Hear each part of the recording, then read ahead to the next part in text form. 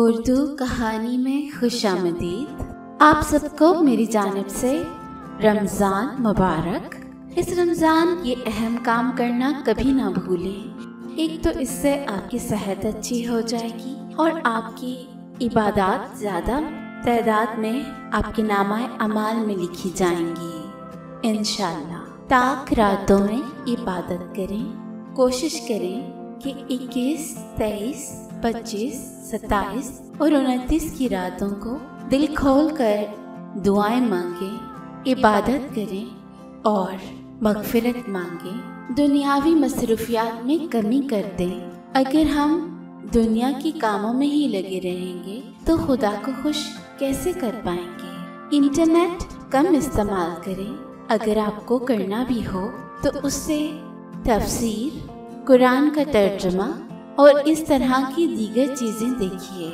नमाज की पाबंदी करें और कोशिश करें कि तमाम नमाजें उनके मुकर्ररा वक्त पर पढ़ें और नमाज में खुशू और खुजू का ख़ास एहतमाम करें। रोज़ा हमें वक्त की पाबंदी सिखाता है। वक्त की पाबंदी करें, इससे आपकी अपनी ज़िंदगी डिसिप्लिन्ड हो जाएगी।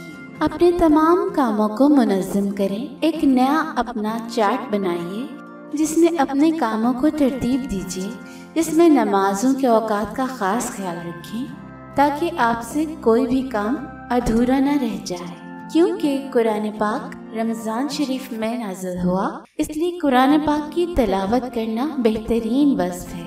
आप कुरान को तर्जुमे के साथ पढ़ने का ख़ास एहतमाम करें। सदका खैरात करें। जो लोग रोज़ों में मुस्तहिक हैं उनको राशन या उनको अपनी हैसियत के मुताबिक सदका दीजिए। अपने बच्चों को गरीबों की मदद करना सिखाएं। अगर आप अपने बच्चों को गरीबों की मदद करना नहीं सिखाएंगे तो मुआशरा कैसे सुधरेगा और मुआशरे में बेहतरी कैसे आएगी। कोशिश करें कि तरावी पढ़ें। अगर आपसे 20 तरावियाँ ना पढ़ी जा सकें तो कम से कम 8 पढ़ें। जितनी सूरतें आपको आती हैं उनको उसमें शामिल करें और अपनी इबादत कर लें। कोशिश करें कि अफ्तार के टाइम बहुत ज़्यादा तली हुई चीज़ें और मोटापा करने वाली अशिया मत खाएं। कोशिश करें कि थोड़ा खाएं लेकिन अच्छी न्यूट्रिएंट्स वाली चीज़ें खाएं। अपनी ज़ुबान तस्बीह से तर रखें। कोशिश करें कि जब भी आप रोज़े में हों तो फारिग वक्त में कोई ना कोई तस्बीह पढ़ें। इससे आपका ध्यान अल्लाह पाक की तरफ रहेगा और आप कम से कम गुनाहगार होंगे। नफली नमाजों का एहतमाम करें। जब ताक रातें आएँ तो आप उसमें नफली नमाजें पढ़ें। उसके अलावा भी आप जब भी फुर्सत मिले नफली नमाजें पढ़ें। कोशिश करें कि रोज़ा रख के सारा दिन ना सोएं, कम सोएं। अगर आप कम सोएंगे तो आपकी सेहत बेहतर रहेगी, क्योंकि सहरी खाकर सो जाने से आपकी तबीयत खराब हो सकती है। अगर आपकी नींद पूरी ना हो तो कोशिश करें केलूला करें। केलूला आपकी सेहत को अच्छा बनाता है और आपकी जो कंसंट्रेशन है उसको बढ़ाता है। खानदान के अफराद के रोज़ों का एहतराम करें। अगर आपका रोज़ा नहीं है किसी वजह से तो आप दूसरों के रोज़ों का एहतमाम करें। अगर आप मर्द हैं तो आप घर की अशिया और घर वालों का सामान जो उन्हें चाहिए हो उनको ला कर दें। उनके आराम का ख्याल रखें। और अगर आप औरत हैं तो अपने घर वालों की सेहत का ख्याल रखें। उनको सहरी और अफ्तारी में मुतवाज़न ग़िज़ा दीजिए। अगर आप स्मोकर हैं तो आप स्मोकिंग छोड़ दें। ये बहुत अच्छा मौका होता है। अगर आप रोज़े में सिगरेट नोशी तर्क कर सकते हैं तो आप हमेशा के लिए भी कर सकते हैं। इससे आप ये आदत अपनाइए और इस बीमारी से जान छुड़ाइए। इसके अलावा आपकी जिस्म की हर चीज़ का रोज़ा होता है। आपकी आंख का रोज़ा होता है, आपकी ज़ुबान का रोज़ा होता है।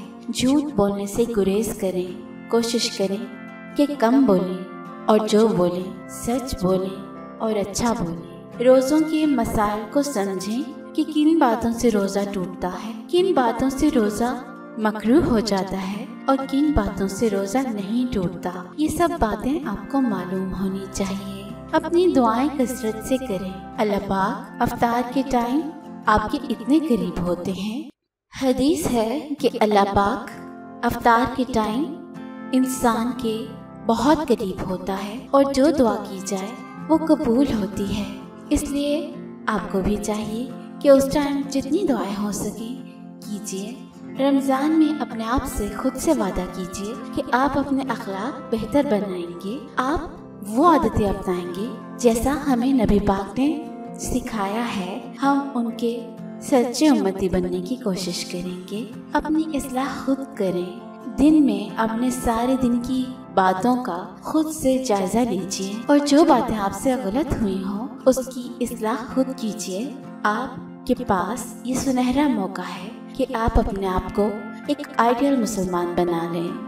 दिल को अल्लाह के जिक्र से आबाद करें। अपने दिल में दुनियावी बातों और ख्यालात को निकालकर सिर्फ अल्लाह के जिक्र से भरें और अल्लाह से मोहब्बत करें।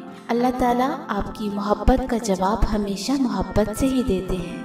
कसरत से इस्तग़फ़ार करें। पूरा अशरा इस्तग़फ़ार का होता है। आप उस अशरे को ज़ाया ना होने दें और जितनी भी हो सके मग़फ़िरत की दुआएं करें।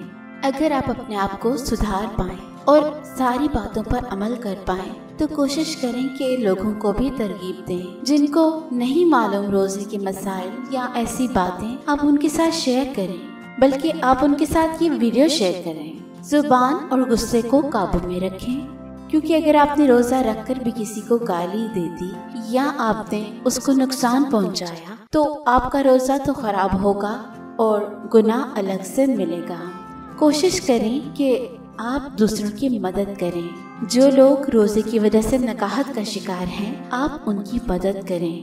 अपनी बातों से और अपने रवैये से किसी की भी दिल आज़ारी ना करें, बल्कि ऐसी बातें और ऐसा रवैया अख्तियार करें जिससे आप लोगों के दिल में जगह बना सकें। और जब आप ये सब कर लें तो एक खुशियों भरी ईद आपके इंतजार में खड़ी होगी। आप यकीन मानिए कि अगर आप रमज़ान को इस तरीके से गुजारेंगे तो आप ईद के ऊपर सच में खुश होंगे। दिल से आपको खुशी मिलेगी। वीडियो पसंद आई हो तो इसको लाइक कीजिए, शेयर कीजिए और चैनल को भी सब्सक्राइब करें। Thank you.